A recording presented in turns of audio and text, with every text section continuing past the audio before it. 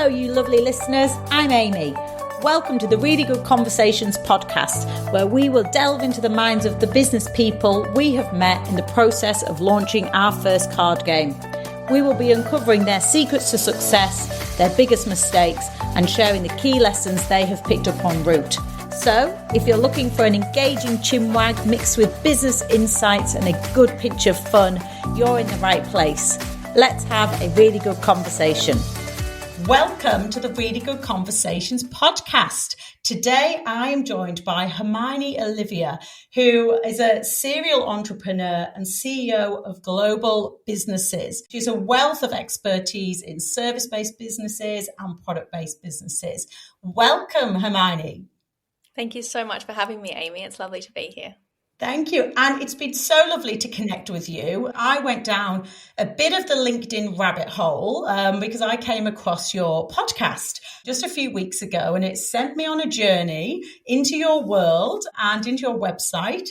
And I thought I have to reach out to Hermione. And equally, when I obviously saw that you are from Australia originally and currently living in the UK. And as we chatted, we have sort of switched sides of the world almost to the month back in 2013. So it just felt like there were so many fascinating things we could chat about. It's like we just swapped roles, really, didn't we? You came to Sydney and I came to London. Exactly. But what really piqued my interest when I went down your world was the platform that you're creating, CEO Yourself. Tell us a little bit about this.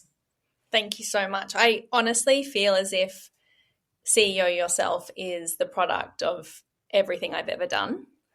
And even though it's only a few weeks or months old, it feels like it's been in the making for my whole life, because it is the accumulation of all of the learnings and conversations I've had in my career and my life.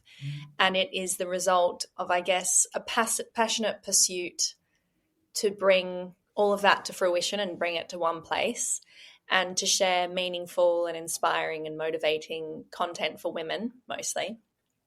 It does apply to men, but I am passionate about women, and I'm passionate about our role in the world and our professional roles in the world. And I guess if I can help one woman out there, it's been a meaningful and purposeful pursuit. Wonderful. But I guess I should go into more detail of what it actually is. Yes. So basically it started when I found out I was having a baby girl. I wanted to create a platform for her, which was the platform I wish I'd been able to turn to when I was in those moments in life where you think, should I go left? Should I go right? Am I making the right decision? You know, when you're just looking for that little piece of inspiration. So I started with a website, and on the website we have inspirational resources, books, podcasts, apps, meditation courses, and it developed into today it is a podcast as well. So we drop episodes weekly on a Monday, and we speak to women in leadership positions. It's not necessarily about becoming a CEO, it's about becoming the CEO of your life. And so what that means is the best version of yourself. And I don't believe in being competitive, but I believe in being competitive with yourself and leveling up. And it's a mission to create meaningful conversations and sharing little tips and tricks along the way so that you can become the best version of yourself.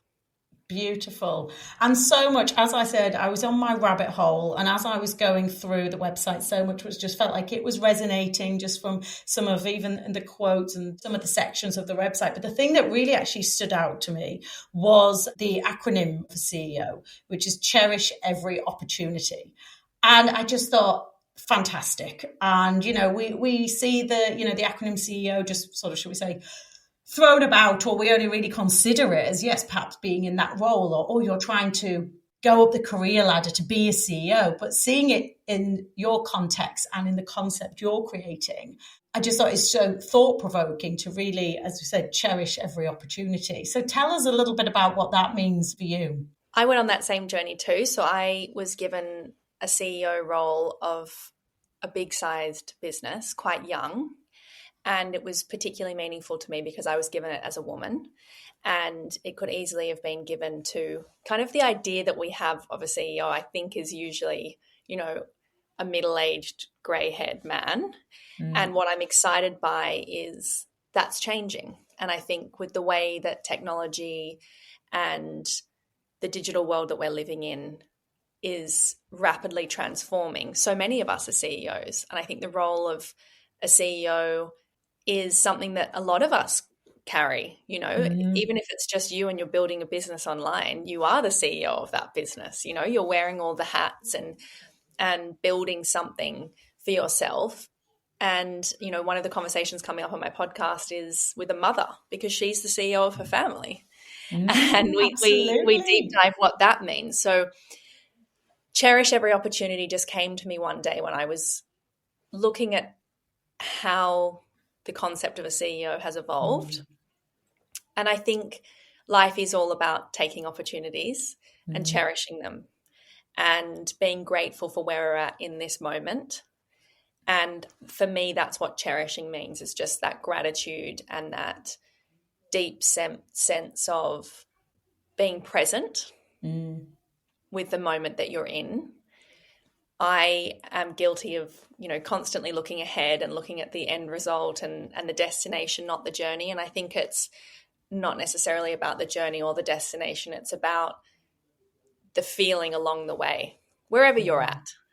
So that is what I'm excited to pursue and explore and develop. I'm on the journey too. Yeah. I definitely don't feel like I'm necessarily the best version of myself. I think it's a constant lifelong pursuit to level up and to do and be better. So I'm excited to learn along the way with my audience. Yeah, I love that.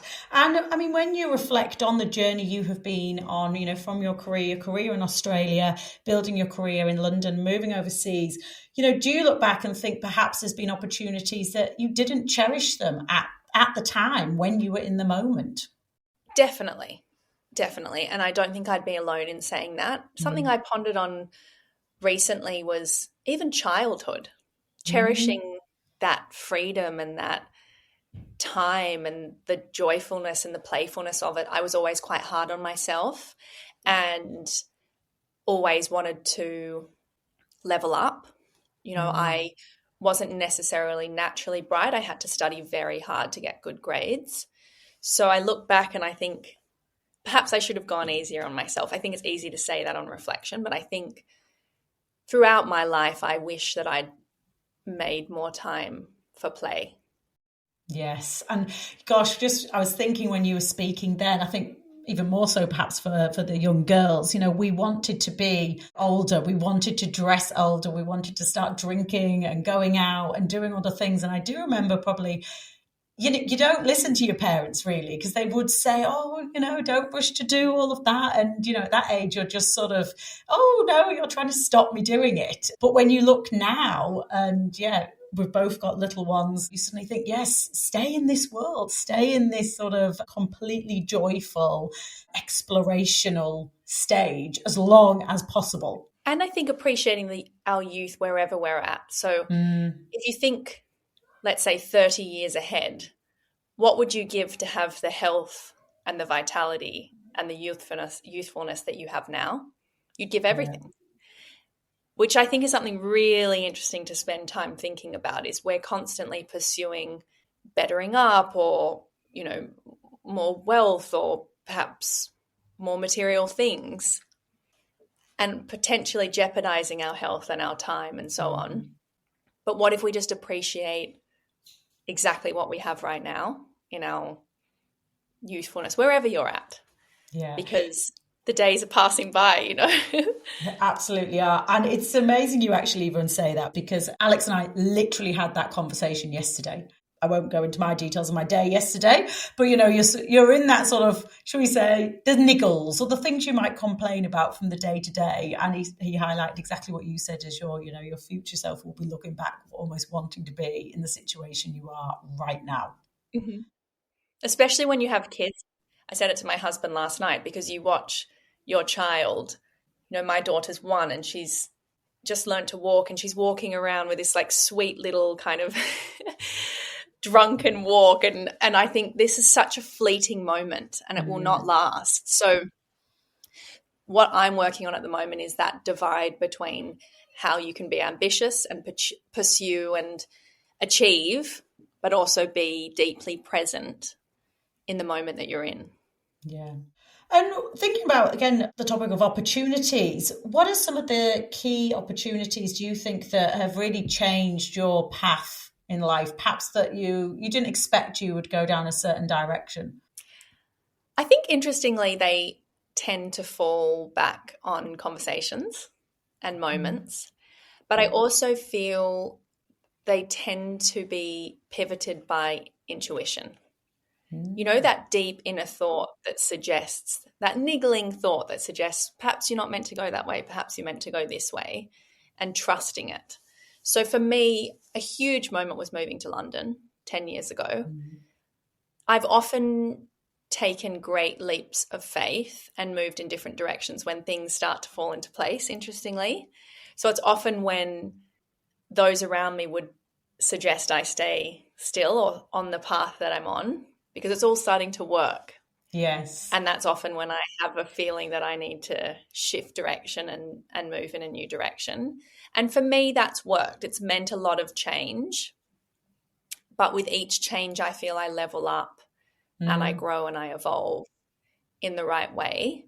It's definitely meant that life has been a little harder at times than it needed to be, because I haven't always followed the easy path, but it's meant for an exciting journey. Yes. Gosh, it honestly, it does resonate, because I mean, ultimately we left the jobs in London to everyone's like dismay, what are you doing? And at that time people were, friends were buying houses, they were getting married, and we were like, right, we're going to go off to Australia for a year or two and see what happens. And and often when I joke, it's almost like when you feel like you're perhaps being squeezed like a bar of soap, and then it's like, woo, okay, going to go and explore over here, or going to go continue adventure, or as you said, let's go and just make life a little bit harder, a little bit more interesting, and see what comes of it. Yeah, and I think in those moments, like cutting out the noise of people's perspectives and opinions is so important. I think it's about going within and trusting your inner voice. And I always put pen to paper and see what comes up. But often when I ignore that inner voice, and I have been prone to, like sometimes I've let decisions take a lot longer than they needed to, whether it's leaving a relationship or a job or, moving country, because you are weighing it up too much and you are carrying the weight of other people's opinions. I find it then plays out physically for me, and often I get sick, or for me, I often get very, very tired if I'm not following that voice and I'm not on the right path. So something I've learned to do is just to cut out the noise and ask fewer people's opinions and just trust that inner voice. But it's very hard to do. Absolutely. There's a great article on your website that's titled How I CEO My Life. Now, again, you're obviously a lady, you are spinning lots of plates in lots of directions, from, business to motherhood. And I guess at the moment, how do you feel you are currently living in the guidance of how I CEO my life? I actually got some interesting negative feedback when I posted this on Instagram some time ago from other mothers saying it's just not realistic. And that's really fair, because the lifestyle I suggest or encourage isn't necessarily feasible with kids at all times. In an ideal world, I do think we know that waking up earlier, not with our phone, not looking at your phone, meditating, writing, saying your affirmations, journaling, these processes do make you feel better. They do allow you to become the best version of yourself. But there is a truth to it, which I'm a mother of two. I'm a stepmother to a 5-year-old boy, and I have a daughter who's 1. It's not realistic that I get up every morning and I meditate. And it's not realistic that I get to journal as much as I used to. I now journal usually between 9 and 10 o'clock at night in the bath, where I used to do it first thing in the morning. my husband and I love to meditate, but now probably it's 3 or 4 mornings out of 7, and maybe it's a 5-minute meditation guided, that's the reality of how I'm managing my life right now.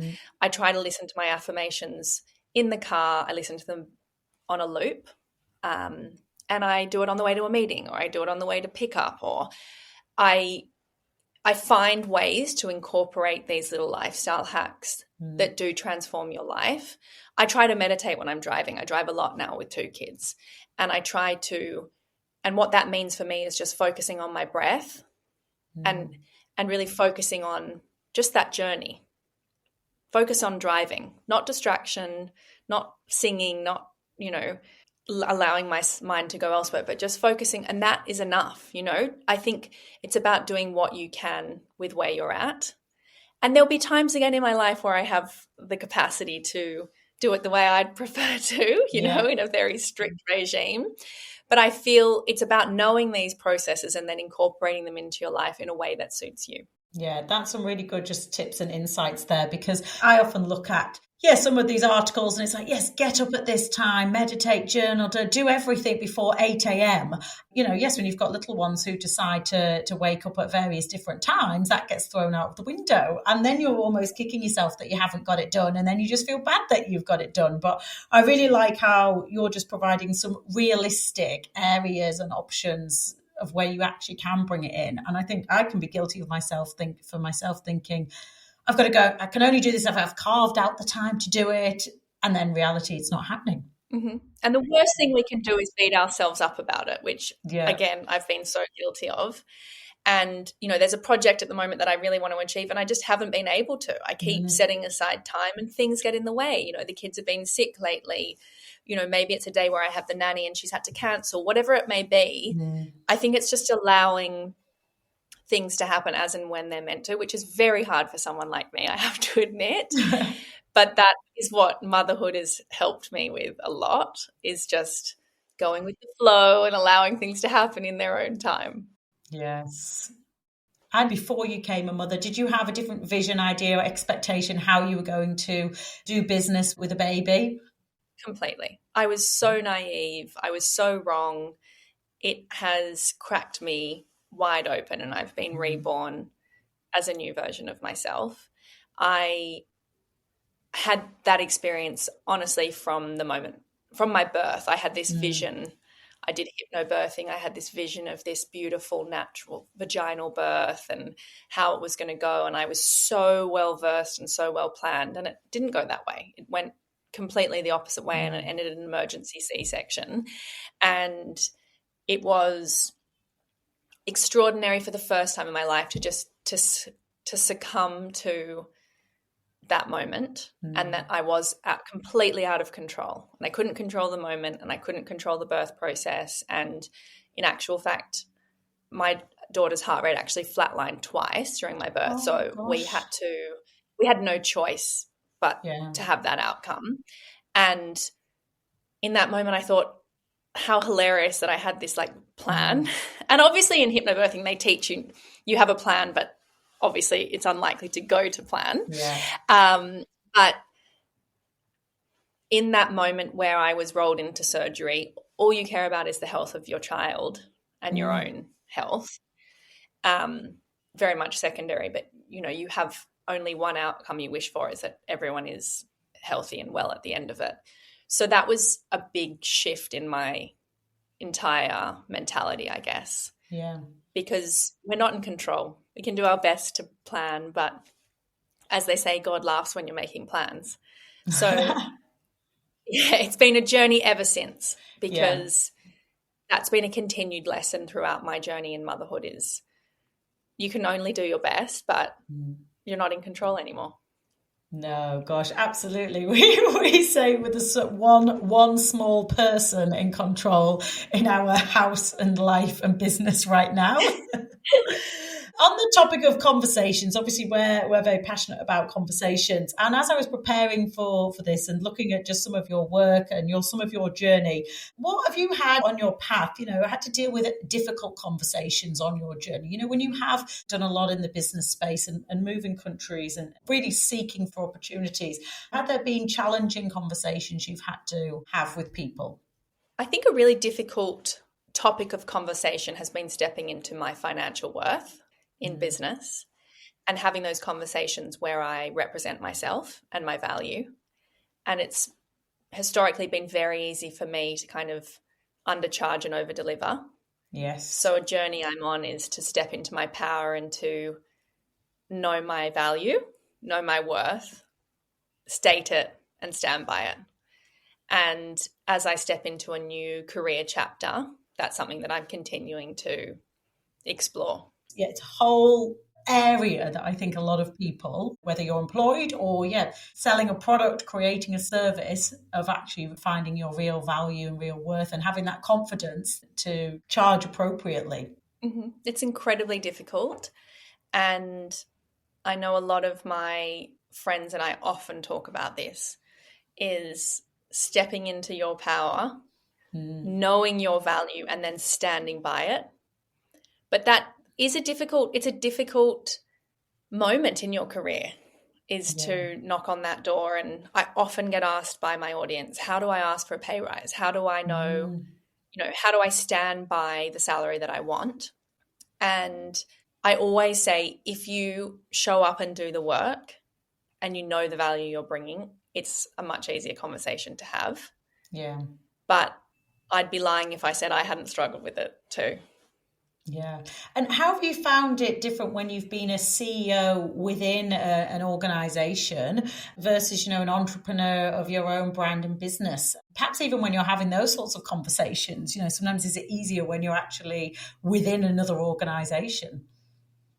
I actually find it easier outside of the organization, if I'm honest. Yeah. Because as an entrepreneur, I own my time.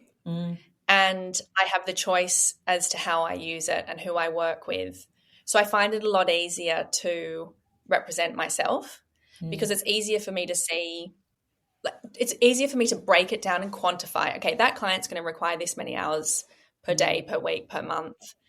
This client is more of an uphill battle. That one's an easier ride. It's much easier for me to see what value I can add and what that value's worth. And also to contextualize it with what the business can afford. I have very honest, open conversations with potential clients about what they need, what the clear goal or objective is, what I can achieve, how we're going to go about doing it. Whereas I think when you have a full-time role and you're within a business, it's much harder to value your time because it's full-time.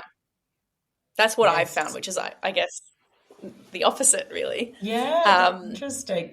I would also say it's much harder to get a pay rise once you're in the door. The most pivotal conversation is the salary conversation that you start with. Yes, definitely.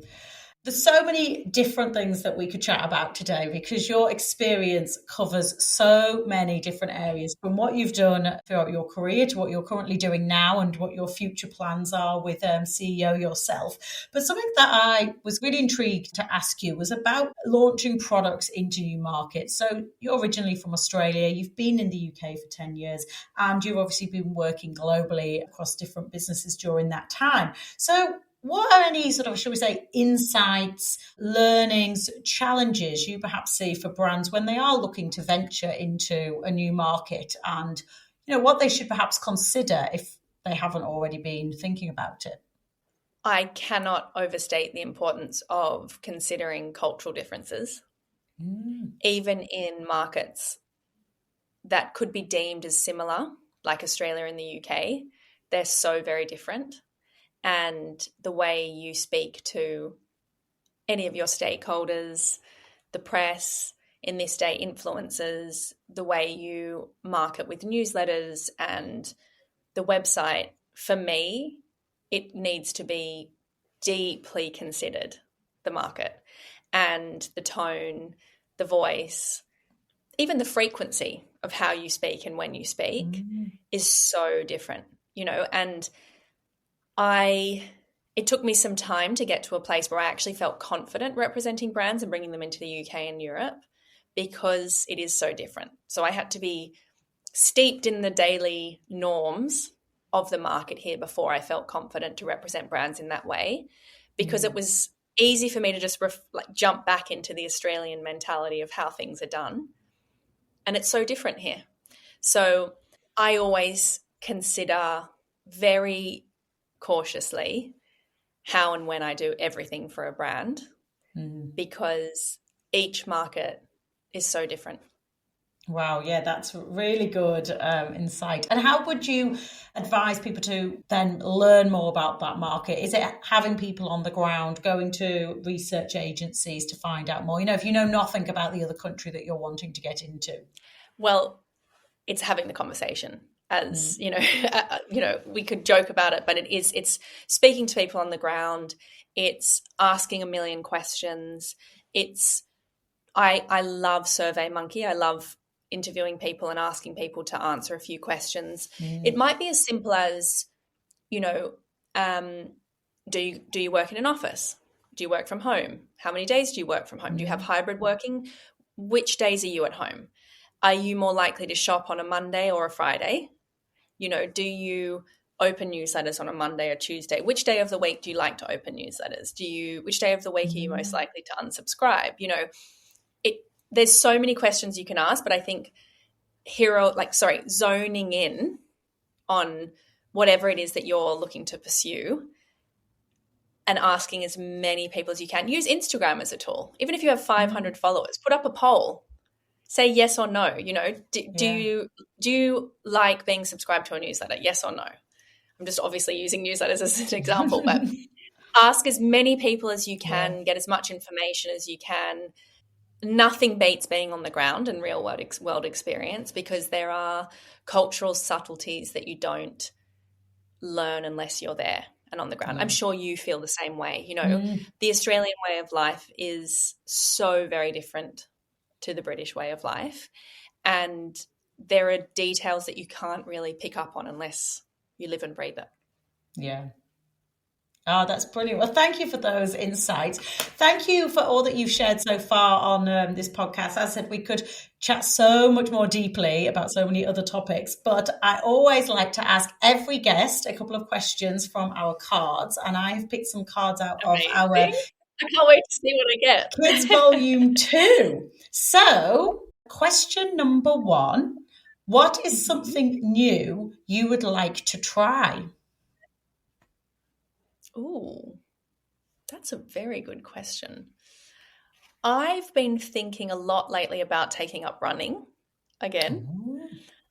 I know that is maybe not new, but I ran a lot as a child. I loved athletics and I was really into running. And then I just stopped, 20 years ago, and I haven't really run since. And my brother-in-law just ran a marathon, and within a few months went from not being able to run 2Ks to running 42Ks. And it's inspired me so much that, the idea of getting back into running is something I'd really like to try.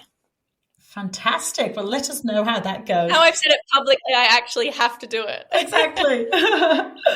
Question number 2. If you could have a secret magic door in your room, where would it go? Go to my parents or my best friend in Sydney. Either way, it would go home to Sydney. Brilliant. When the door's there, let me know and I'll pop around and use it as well. And I can just come and see some friends and family in the UK as well. Question number 3. What is the best thing about being your age? Wow. I actually have to say I love aging. It brings so much more self-confidence, and I feel so much more self-assured. And as they say, I care less and less about what other people think, and you stand more sure in yourself. So I would have to say that. And I also weirdly feel more body confident having had a child, which is strange, I think, because my body's probably not as good as it has been at other times, technically speaking. But this age has brought me this great deal of respect for my body and for time. I think as I'm aging, Yes. I'm appreciating time more. Absolutely. And I think there is something about, I agree in that, you kind of have to sort of care less, shall we say, because especially, when it's running the businesses, having the children, and time becomes, less and less. You're like, actually, I don't have time to worry about what everyone else is thinking. So Exactly. I loved all of those answers. And the very last question that I ask all my guests is, if you could ask anybody a question who is dead or alive, who would it be and what would you ask them? For me, there's only one obvious answer to this, and I feel like you must have had it before, which is Jesus. Oh, no, we have not had this one. No. To me, I would have to ask Jesus, when are you coming back? I'm not even necessarily religious, but I just think of all the figures in history. Obviously, I went down the dead path rather than the alive path. But I would have to ask Jesus, when are you coming back? Or maybe he's already back. Who knows? Brilliant. I love that. I can just see, how creative your mind can get. So I really love that. Oh, well, thank you so much for your time today. Tell us where people can find out more about you, find out more about CEO yourself, and anything else you would like to, share with our listeners before we wrap up. Thank you so much for having me. I admire your pursuit of something so meaningful so very much. And I think these talking cards are particularly important with children, because allowing a space for, I just envisage in the future, us using these cards around the family dinner table and encouraging conversation with our children. I just think it's incredibly important. So I very much respect everything you're doing.